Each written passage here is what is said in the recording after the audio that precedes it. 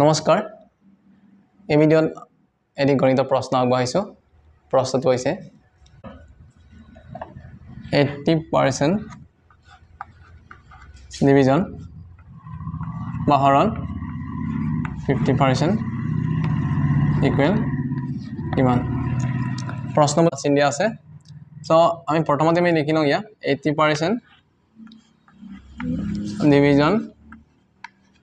50% 80% আমি লিখিব পাৰো 80/100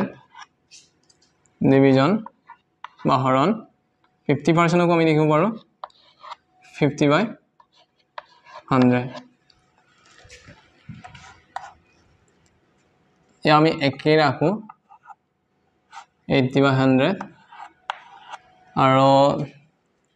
এই ডিভিজনক যেতিয়া আমি ইনটু কৰো তেনেহলে ইয়াৰ পিছত থকা যেটো ফ্ৰেকশন বা ভগ্নাংক উলটা হ'ব মনত ৰাখিবা 100/50 হ'ব আমি দেখিছো দিয়া এটো পৰংগ এটো তলৰ অংক আৰু এডত এই 100 আৰু 100 কটা কটি যাব এই 0 আৰু এটো 0 আৰু এটো 0 কটা কটি যাব ওপৰত থাকিলে 8 তলত থাকিলে 5 যদি অপচন 8/5 দিয়া আছে তেনেহলে এটো হৈছে आंसर সো আজিৰ ভিডিও আপোনালোকৰ কেনে লাগিল কমেন্ট বক্সত কমেন্ট কৰিব আৰু এনে ধৰণৰ ভিডিও পাবৰ কাৰণে আপোনালোকে মোৰ চেনেলটি সাবস্ক্ৰাইব কৰি থৈ দিব thank you for watching my video